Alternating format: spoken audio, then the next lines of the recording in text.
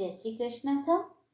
आप सभी का आपके अपने चैनल आरजे भक्ति जोन पर स्वागत है। आइए सुनते हैं श्रावण मास महात्म्य में अध्याय 22 श्रावण मास में किए जाने वाले संकट हरण व्रत का विधान। ईश्वर बोले, हे मुनि श्रेष्ठ, श्रावण मास में कृष्ण पक्ष की चतुर्दशी तिथि के दिन सभी वांछित फल प्रदान करने वाला संकट हरण नामक व्रत करना चाहिए। सनत कुमार बोले, किस विधि से यह व्रत किया जाता है? इस व्रत में क्या करना चाहिए? किस देवता का पूजन करना चाहिए और इसका उद्यापन कब करना चाहिए? उसके विषय में मुझे विस्तार पूर्वक बतलाइए।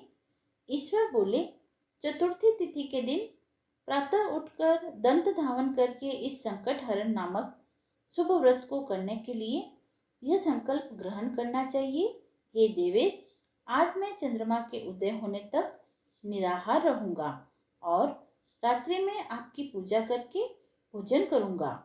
संकट से मेरा उद्धार कीजिए, हे ब्रह्मपुत्र।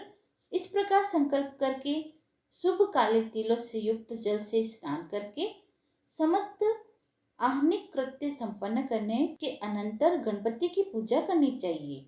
बुद्धिमान को चाहिए कि 3 मासे तथा उसके आधे 1.5 मासे परिमाण अथवा तृतीय अंश स्वर्ण से तथा अपनी शक्ति के अनुसार स्वर्ण की प्रतिमा बनाएं। स्वर्ण के अभाव में चांदी अथवा तांबे की ही प्रतिमा सुखपूर्वक बनाएं।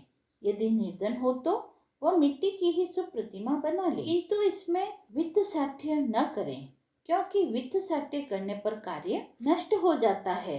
रम्य अष्टदल कमल पर जल से पूर्ण तथा वस्त्र युक्त कलश स्थापित करें और उसके ऊपर पूर्ण पात्र रखकर उसमें वैदिक तथा तांत्रिक मंत्रों द्वारा 16 उपचारों से देवता की पूजा करें।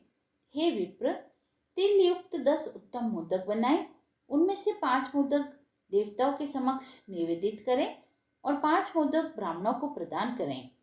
भक्ति भाव से उस विप्र की देवता की भांति पूजा करें और यथाशक्ति दक्षिणा देकर यह प्रार्थना करें कि हे विप्र, आपको नमस्कार है। हे देव, मैं आपको फल तथा दक्षिणा से युक्त 5 मोदक प्रदान करता हूँ। हे द्विजश्रेष्ठ, मेरी विपत्तियों को दूर करने के लिए इसे ग्रहण कीजिए। हे विप्र गणेश्वर, मेरे द्वारा जो भी न्यून अधिक अथवा द्रव्यहीन कृत्य किया गया हो वह सब पूर्णता को प्राप्त हो। इसके बाद स्वादिष्ट अन्न से ब्राह्मण को प्रसन्नता पूर्वक भोजन कराएं। तत्पश्चात चंद्रमा को अर्घ प्रदान करें। उसका मंत्र सुनिए। हे क्षीर सागर से प्रादुर्भूत, हे सुधारूप, हे निशाकर, हे गणपति की प्रीति को बढ़ाने वाले, मेरे द्वारा दिए गए अर्घ को ग्रहण कीजिए। इस विधान के करने पर गणेश्वर प्रसन्न होते हैं और वांछित फल प्रदान करते हैं। अतः इस व्रत को अवश्य करना चाहिए। इस व्रत का अनुष्ठान करने से विद्यार्थी विद्या प्राप्त करता है, धन चाहने वाला धन प्राप्त करता है, पुत्र की अभिलाषा रखने वाले को पुत्र की प्राप्ति होती है, मोक्ष चाहने वाले को उत्तम गति प्राप्त होती है, कार्य की सिद्धि चाहने वाले को कार्य सिद्धि प्राप्त होती है और रोगी रोग से मुक्त हो जाता है। विपत्तियों में पड़े हुए व्याकुल चित्त वाले, चिंता से ग्रस्त मन वाले तथा जिन्हें अपने सुहृदजनों का वियोग हो गया है, उन मनुष्यों का दुख दूर हो जाता है। यह व्रत मनुष्य के सभी कष्टों का निवारण करने वाला, उन्हें सभी अभिष्ट फल प्रदान करने वाला, पुत्र पौत्र आदि देने वाला तथा सभी प्रकार की संपत्ति की प्राप्ति कराने वाला है।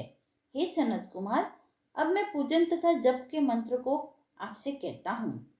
प्रणव के पश्चात नमः शब्द लगाकर बाद में हैरंब, मदमोदित तथा संकटस्य निवारण, इन शब्दों का चतुर्थ अंत जोड़कर पुनः अंत में स्वाहा प्रयुक्त करके इस 21 वर्ण वाले मंत्र ओम नमो हैरंबाय मदमदोदिताय संकटस्य निवारणाय स्वाहा को बोलना चाहिए। बुद्धिमान व्यक्ति को चाहिए कि इंद्र आदि लोकपालों की सभी दिशाओं में पूजा करें। अब मैं मोदक की दूसरी विधि आपको बताता हूँ। पके हुए मूंग तथा तिलों से युक्त घृत में पकाए गए तथा घरी के छोटे छोटे टुकड़ों से मिश्रित मोदक गणेश जी को निवेदित करें। तत्पश्चात दुर्वा के अंकुर लेकर इन नाम पदों से पृथक पृथक गणेश जी की पूजा करें। उन नामों को मुझसे सुनिए। हे गणाधिप, हे उमापुत्र, हे अग्नासन, हे एकदंत, हे इबवक्रत, हे मूषकवाहन, हे विनायक, हे ईशपुत्र, हे सर्वसिद्धि प्रदायक, हे विघ्नराज, हे स्कंदगुरो, हे सर्व संकटनाशन, हे लंबोदर, हे गणाध्यक्ष, हे गौर्य कमल संभव, हे धूमकेतो, हे भालचंद्र, हे सिंदूरासुर मर्दन, हे विद्यानिधान, हे विकट, हे शूर्पकर्ण, आपको नमस्कार है।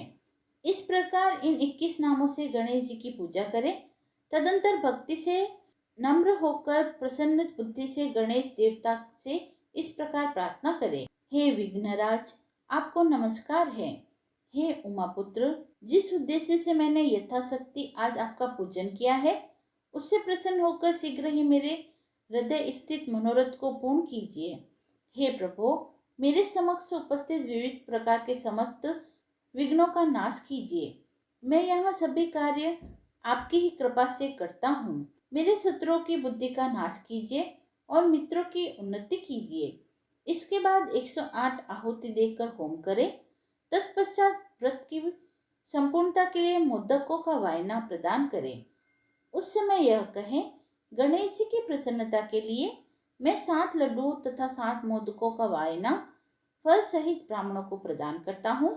तदंतर हे सतम, पुण्यदायिनी कथा सुनकर इस मंत्र के द्वारा 5 बार प्रयत्न पूर्वक चंद्रमा को अर्घ प्रदान करें। क्षीर सागर से उत्पन्न तथा अति गोत्र में उत्पन्न हे चंद्र, रोहिणी सहित आप मेरे द्वारा प्रदत्त अर्घ को स्वीकार कीजिए। तत्पश्चात अपने अपराधों के लिए देवता से क्षमा मांगे और अपने सामर्थ्य के अनुसार ब्राह्मण को भोजन कराएं तथा ब्राह्मण को जो अर्पित किया गया हो उसके अवशिष्ट भोजन को स्वयं ग्रहण करें। मौन होकर 7 ग्रास ग्रहण करें और यदि अशक्त हो तो इच्छा अनुसार भोजन करें। इस प्रकार 3 मास तथा 4 मास तक विधान पूर्वक इस व्रत को करें। तत्पश्चात बुद्धिमान को चाहिए कि 5वें महीने में उद्यापन करें। उद्यापन के लिए बुद्धिमान को अपने सामर्थ्य के अनुसार स्वर्णमय गणेश प्रतिमा बनानी चाहिए। तत्पश्चात उस भक्ति संपन्न मनुष्य को पूर्वोक्त विधान से चंदन, सुगंधित द्रव्य तथा अनेक प्रकार के सुंदर पुष्पों से पूजा करनी चाहिए और एकाग्रचित्त होकर नारिकेल फल से अर्घ प्रदान करना चाहिए। पायस से युक्त सूप में फल रखकर और उसे लाल वस्त्र में लपेटकर यह वायन भक्त ब्राह्मण को प्रदान करें। साथ ही स्वर्ण की गणपति प्रतिमा भी दक्षिणा सहित उन्हें दें। व्रत की पूर्णता के लिए 1 आढ़त तिल का दान करें। तदंतर विघ्नेश प्रसन्न हो ऐसा कहकर देवताओं से क्षमा प्रार्थना करें। इस प्रकार उद्यापन करने से अश्वमेध यज्ञ का फल प्राप्त होता है और मनोवांछित सभी कार्य सिद्ध हो जाते हैं। हे द्विश्रेष्ठ, पूर्व कल्प में स्कंद कुमार के चले जाने पर पार्वती ने मेरी आज्ञा से 4 महीने तक इस व्रत को किया था। तब 5वें महीने में पार्वती ने कार्तिकेय को प्राप्त किया।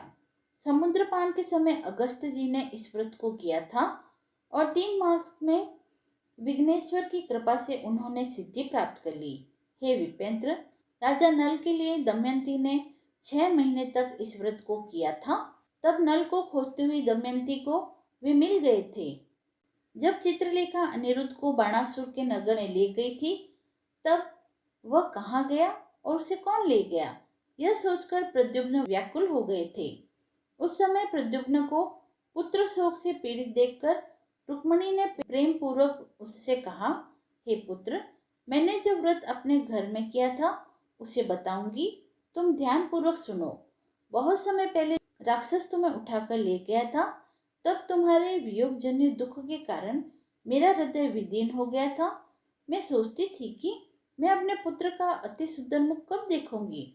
उस समय अन्य स्त्रियों के पुत्रों को देखकर मेरा हृदय विदीर्ण हो जाता था कि कहीं अवस्था साम्य से यह मेरा ही पुत्र तो नहीं। इसी चिंता में व्याकुल होकर मैं अनेक वर्ष व्यतीत कर गई। तब देवयोग से लोमस मुनि मेरे घर आए। उन्होंने सभी चिंताओं को दूर करने वाला संकष्टी चतुर्थी का व्रत मुझे विधान पूर्वक बतलाया और मैंने 4 महीने तक इससे किया। उसी के प्रभाव से तुम संबासुर को युद्ध में मारकर आ गए थे। अतः हे पुत्र, इस व्रत की विधि जान करके तुम भी इसे करो, उससे तुम्हें अपने पुत्र का पता चल जाएगा। हे विप्र, प्रद्युम्न ने यह व्रत करके गणेश जी को प्रसन्न किया। तब नारद जी से उन्होंने सुना कि अनिरुद्ध बाणासुर के नगर में है। इसके बाद बाणासुर के नगर में जाकर उससे अत्यंत भीषण युद्ध करके और संग्राम में शिव सहित बाणासुर को जीतकर पुत्र वधु सहित अनिरुद्ध को प्रद्युम्न घर ले आए।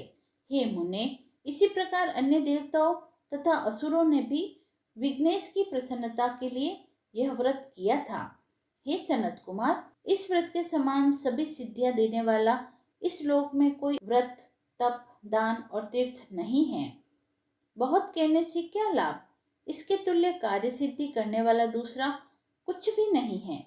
अभक्त, नास्तिक तथा शठ को इस व्रत का उपदेश नहीं करना चाहिए, अपितु पुत्र, शिष्य, श्रद्धालु तथा सज्जन को इसका उपदेश करना चाहिए। हे विप्रेश, हे विधि नंदन, तुम मेरे प्रिय हो तथा लोकोपकार करने वाले हो, अतः मैंने तुम्हारे लिए इस व्रत का उपदेश किया है।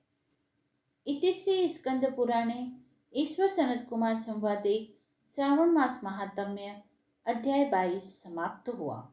यदि आपको यह पसंद आया हो तो वीडियो को लाइक करें, चैनल को सब्सक्राइब करें व कमेंट बॉक्स में हर हर महादेव अवश्य लिखें।